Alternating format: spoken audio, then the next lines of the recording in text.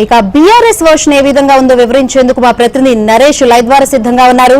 Naresh, BRS version ఏ విధంగా ఉంది? అసలు ఈ కేసులో పసేలేదు, ఇది రాజకీయ కుట్ర, ఏం జరిగినా కానీ అసలు బీఆర్ఎస్ కి అడ్వాంటేజ్ అని చెప్పుకొస్తున్నారు నాయకులు. ఏం చెప్తున్నారు? ఇది ఎంతవరకు అడ్వాంటేజ్ అనుకోవచ్చు? అసలు బీఆర్ఎస్ నాయకుల వర్షన్ ఏ విధంగా ఉంది?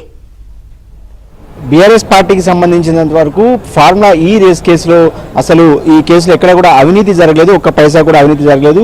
ప్రభుత్వం డబ్బులు ఏదైతే ఫార్ములా కంపెనీకి సంబంధించి ఏదైతే రేస్ నిర్వహించారో ఆ కంపెనీకి వెళ్ళాయి తప్ప అక్కడి నుంచి ఎక్కడికి వెళ్ళాయనేది ప్రభుత్వమే విచారణలో తేల్చుకోవాలి తప్ప ఎక్కడ కూడా కేటీఆర్ కావచ్చు, నాయకులు కావచ్చు, ఎవరు ఒక పైసా అవినీతి కూడా పాల్పడలేదనేది మొదటి నుంచి కూడా కేటీఆర్ చెప్తున్న మాట. ఇదే అంశాన్ని బీఆర్ఎస్ పార్టీ చెప్తూ వస్తుంది.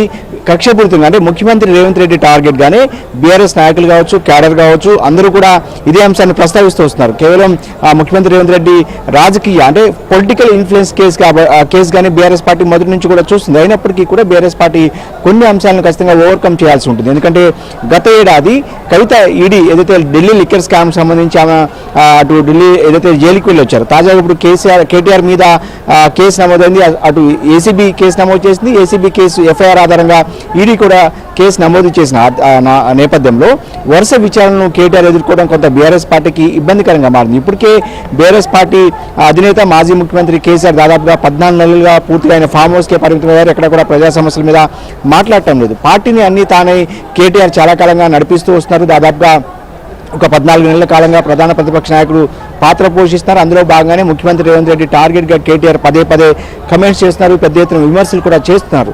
అయినప్పటికీ కూడా ఇప్పుడు కేటీఆర్ కనుక అంటే వరుస విచారణ పేరుతో కొంత పార్టీ స్పీడ్కు కొంత బ్రేక్లు వేసినట్లయింది.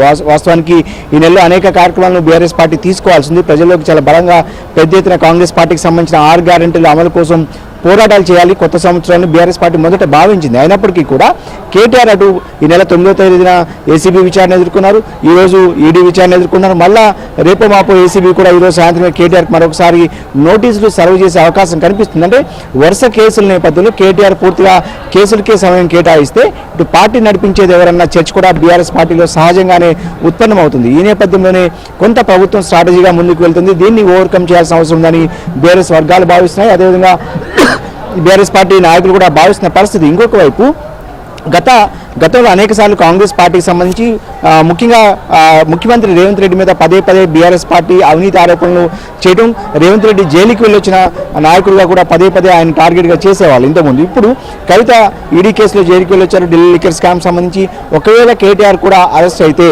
ఖచ్చితంగా ఇటు బీఆర్ఎస్ పార్టీకి సంబంధించిన ముఖ్య నాయకులు, ముఖ్యంగా కేసీఆర్ కుమారుడు ఇద్దరు జైలుకి వెళ్ళొస్తే కనుక అవినీతి మరకలు అంటుతాయి. కాబట్టి ఇది కూడా దీని మీద కూడా అటు కాంగ్రెస్ పార్టీ కావచ్చు, ఇతర ప్రతిపక్షాలు కావచ్చు ప్రశ్నించే అవకాశం కనిపిస్తుంది. ఎందుకంటే అంటే వీళ్ళు కూడా ఈ అంశాన్ని అంటే జైలుకి వెళ్ళొచ్చారన్న దానిలో కొంత డిఫెన్స్లో పడే అవకాశం ఉంటుంది. కాబట్టి దీన్ని ఎలా ఓవర్కమ్ చేయాలన్న ప్రశ్న కూడా బీఆర్ఎస్లో సహజంగానే ఉత్పన్నమవుతుంది. ఇక కేసీఆర్ విషయానికి వస్తే మొదటి నుంచి కూడా ఈ కేసుకు సంబంధించిన పూర్వాపరాలు కావచ్చు అన్ని అంశాలను ఆయన ఎప్పటికప్పుడు తెలుసుకుంటూ తెప్పించుకుంటూ న్యాయ నిపుణులతో కూడా ఫామ్ హౌస్ ఉంటే సంప్రదింపులు జరుపుతున్నారు.